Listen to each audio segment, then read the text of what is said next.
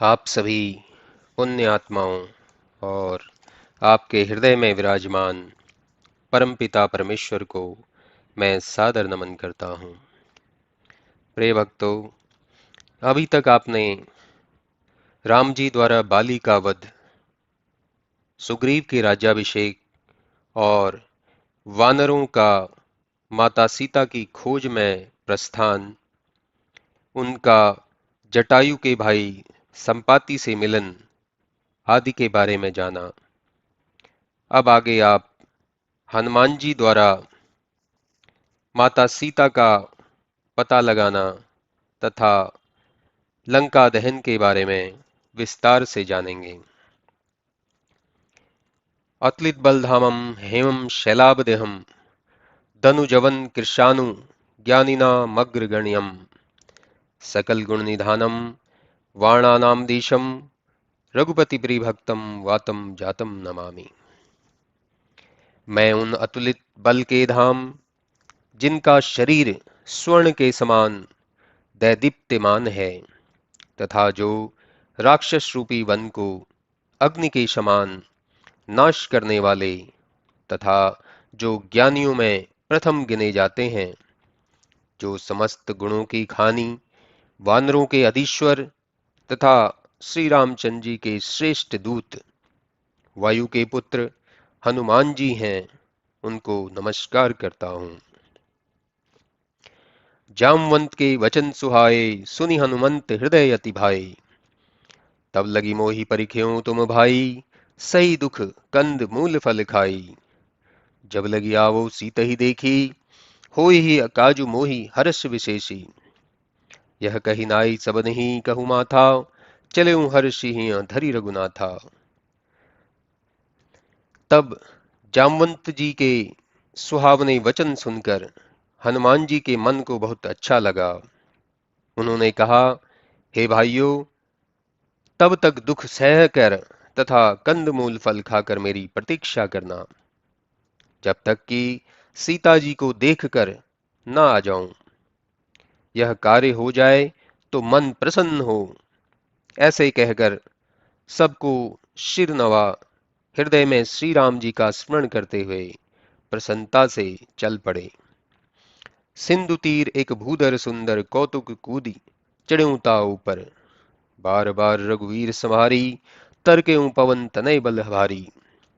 जहि गिरि चरण देहि हनुमंता, चलेऊं सोगा पाताल तुरंता। जिमि अमोघ रघुपति करबाना, यही भांति चलेऊं हनुमाना।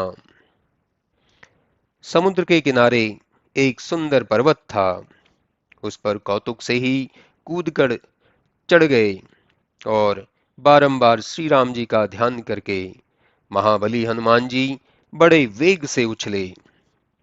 जिस पर्वत पर हनुमान जी चरण धरकर कूदे थे, वह तुरंत ही पाताल को चला गया। फिर तो जैसे श्री राम जी का अमोघ बाण जाता है, उसी भांति से हनुमान जी चल पड़े। तब समुद्र ने श्री राम जी का दूत विचार कर कहा, हे मैनाक, तुम इनके श्रम को हरण करो।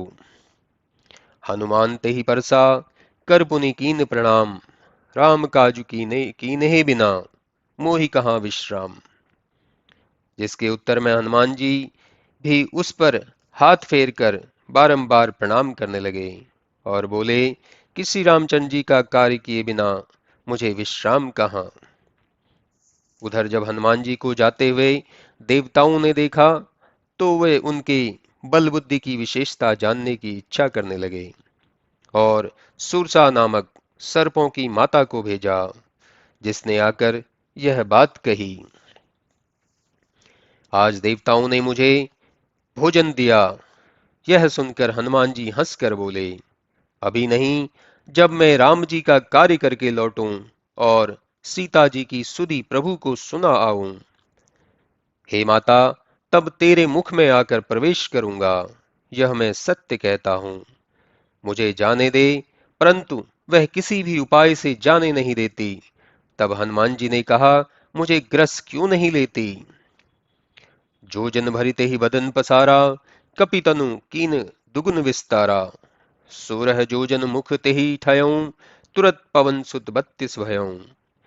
जस जस सुरसा बदन पठावा, तासु दुगुन कपि रूप दिखावा। सत जोजन ते आनन कीन्हा, अति लघु रूप पवन सुत कीन्हा। तब उसने एक योजन पर्यंत अपना मुख फैलाया, तो हनुमान जी ने उससे दूना शरीर कर दिया। तब उसने 16 योजन मुख फैलाया, तो हनुमान जी तुरंत ही 32 योजन के हो गए।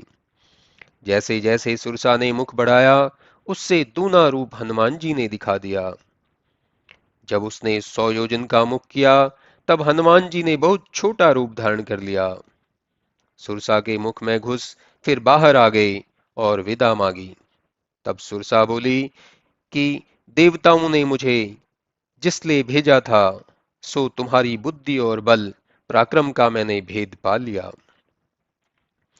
राम काज सब करिहऊं, तुम बल बुद्धि निधान। आशीष दे सुरसा चली, हर्ष चले हनुमान।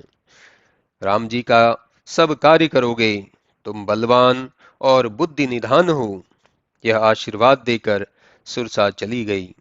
तब हनुमान जी भी प्रसन्न होकर चल पड़े। निश्चर एक सिंधु मह रही, करी माया नभ के खग गहई। जीव जंतु जे गगन उड़ाही, जल विलोकित इनकी परिछाही। एक राक्षसी समुद्र में रहती थी। वह छल करके आकाश के पक्षियों को पकड़ लेती थी। जीव जंतु जो आकाश में उड़ते थे, जल में उनकी छाया देखकर जब वह छाया पकड़ ले, तो वह उड़ न सके। इस प्रकार वह सर्वदा ही पक्षियों को खाती थी। हनुमान जी से वही छल किया, जिसका कपट हनुमान जी ने तुरंत पहचान लिया। उसको चरण प्रहारों से मारकर पवन पुत्र वीर मतिधीर हनुमान जी समुद्र के पार पहुंचे। वहां जाकर वन की शोभा देखी, जिसमें मधु से लोभ से भ्रमर गुंजार कर रहे थे। वहां अनेक वृक्ष फल फूलों से शोभायमान थे और पक्षी मृग आदि पशुओं के झुंड देख प्यारे लगते थे। वहां एक बड़ा पर्वत था, जिस पर हनुमान जी कूदकर निर्भय हो चढ़ गए। उमान कछु कपि की अधिकाई, प्रभु प्रताप जो काल ही खाई। शिव जी कहते हैं, हे पार्वती, यह कुछ कपि की बड़ाई नहीं है, किंतु यह भगवान श्री रामचंद्र जी का प्रताप है, जो काल को भी भक्षण कर सकता है। पर्वत पर चढ़कर हनुमान जी ने लंकापुरी देखी कि बहुत ऊंचा दुर्ग बना हुआ था। उसके चारों ओर समुद्र था, जिस पर सोने के किले और कंगूरे अत्यंत प्रकाशमान थे। स्वर्ण का कोट अनेक रंग की मणियों से जड़ा हुआ बहुत ही लंबा चौड़ा शोभायमान था। चौराहा, बाजार, सुंदर मार्ग और गलियारों से नगर बहुत भांति सुंदर बना हुआ था। हाथी घोड़े और खच्चरों का समूह तथा रथों के समूह कौन गिन सकता है। अनेक रूप वाले महाबली राक्षसों के झुंड और सेना का वर्णन नहीं किया जाता। जहां वन बाग बगीचा फुलवारी सरोवर कुआ बावली शोभायमान है, और मनुष्य नाग देवता गंधर्व इनकी कन्याएं अपने रूप से मुनियों के मन को भी मोहित करती हैं, तथा जहां अत्यंत बलवान पर्वत के समान बड़ी देह वाले मल्ल गरजते और अखाड़ों में अनेक भांति से लड़ते हुए एक दूसरे को ललकारते हैं। भयंकर शरीर वाले अनेक योद्धा यत्नपूर्वक नगर की चारों तरफ रक्षा करते हैं। कहीं पर भैंसे मनुष्य गौ गधे और बकरों को दुष्ट राक्षस भक्षण करते हैं। इसी कारण तुलसीदास जी ने संक्षेप में ही इनकी कथा कही है कि अब ये राक्षस श्री रामचंद्र जी के बाण रूपी तीर्थ में शरीर त्याग कर अवश्य ही उत्तम गति को प्राप्त होंगे। पुर रखवाले देखी बहु, कपि मन कीन विचार। अति लघु रूप धरो निसी, नगर करो पैसार। लंकापुरी के रखवाले बहुत हैं, यह देखकर हनुमान जी ने मन में विचार किया कि बहुत छोटा सा रूप धरूं और रात्रि के समय नगर में प्रवेश करूं। मसक समान रूप कपिधरी लंका चले सुमरि नरहरि। नाम लंकिनी एक निश्चरी सो कह चले सी मोहि निंदरी। जाने सी नाही मरम सठ मोरा मोर आहार लंक कर चोरा। मुष्टिक एक ताहि कपिहनि रुधिर वमत धरनी धनमनि। पुनि सवारी उठी सोलंका जोरी पानी कर विनय सशंका। जब रावण ही ब्रह्मवर दीन्हा चलत विरंचि कहा मोहि चीन्हा। विकल होसी जब कपि के मारे तब जाने सी निश्चर संघारे। तात मोर अति पुण्य बहुता देखे नयन राम कर दूता। मच्छर के समान रूप धरकर श्री हनुमान जी ने नरहरि का स्मरण कर लंका में प्रवेश किया। तब लंकनी राम नामक एक राक्षसी ने कहा कि मेरा निरादर करके कहां जा रहा है। रे शठ, तू मेरा भेद नहीं जानता कि लंका का चोर ही मेरा आहार है। हनुमान जी ने उसको एक बहुत ही जोरदार घूसा मारा तो वह रक्त बमन करती हुई पृथ्वी पर गिर पड़ी।